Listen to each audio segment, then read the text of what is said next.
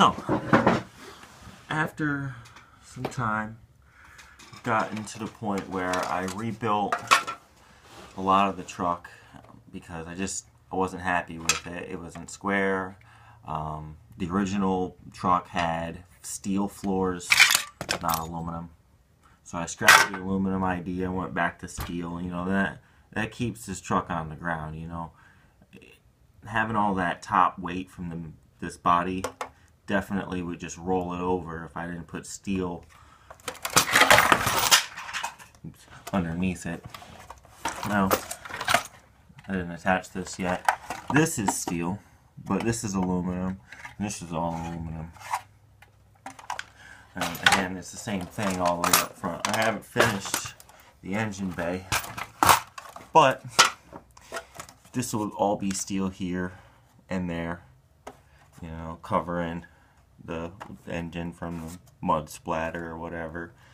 And I made most of this waterproof. I haven't waterproofed the receiver or this micro servo yet. These pieces need to be waterproof, but everything else is waterproof. You know, the speed control's waterproof and whatnot. You know, speed control's right here, just behind the grill, so it's obviously going to get wet at some point. It's inevitable. So I definitely waterproof that, and with it being the radiator, you know, which would be great to keep that little thing cool, because these usually just heat up and blow up pretty quick first day. So I'm trying to work with as much, you know, scrap metal as possible. I have a lot of these, and these came off of a job site where you know, they didn't need them, so they scrapped them, and you know, a buddy had them and he wanted, you know, to get rid of them. I was like, hey, wait, don't throw them out, I'll take those. I got a whole box of them. So I've been using pretty much that to build all of my, you know, little components, the leaf springs, you know, or not the leaf springs, the shackles, and, you know, the mounts and whatnot, right down to the body mount. Used the aluminum, so that's pretty great, and that was just free, you know, someone just gave that to me. I've been working on the dash. I kind of want to have a scale dash, and I got the 3D printer, but I haven't designed anything, and I'll probably do something in plastic like the original thing right here around. And this isn't done perfectly by any means. I don't know if it's even true. I could always just, you know, cut this off though, and I probably will. Just cut this off and make it completely out of plastic, you know. There's no point in trying to perfect steel when you could just make it out of plastic, you know. Unless it's the body, of course, because that matters.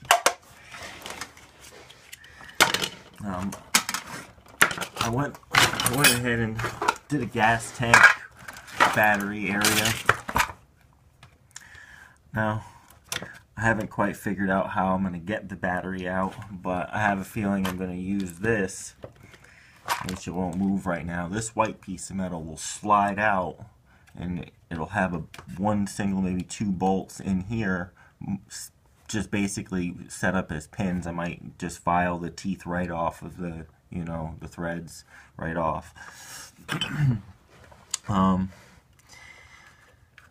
You know, kind of have it slide in, clip somehow. I haven't really figured it out yet. Haven't put too much into it to figure it out, to be honest.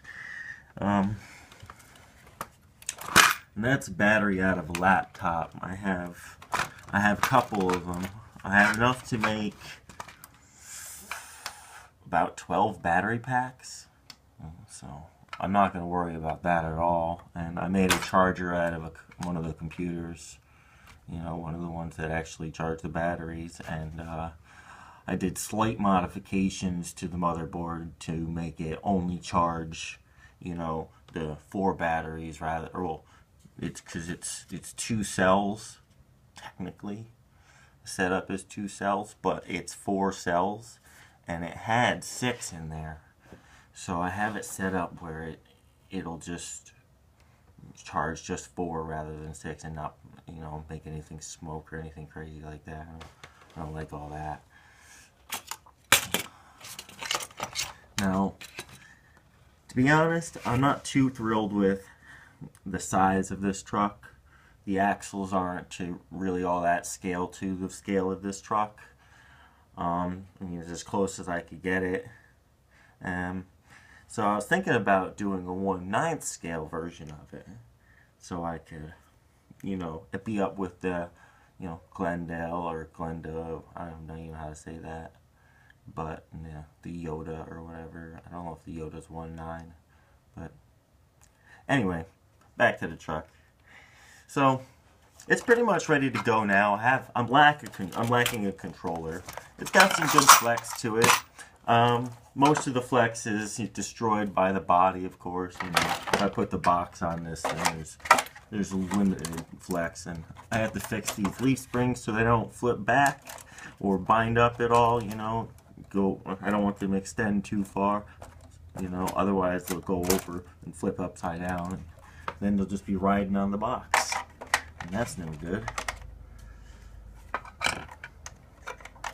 The box definitely weighs it down enough to create some good flex. I don't know if you can see that,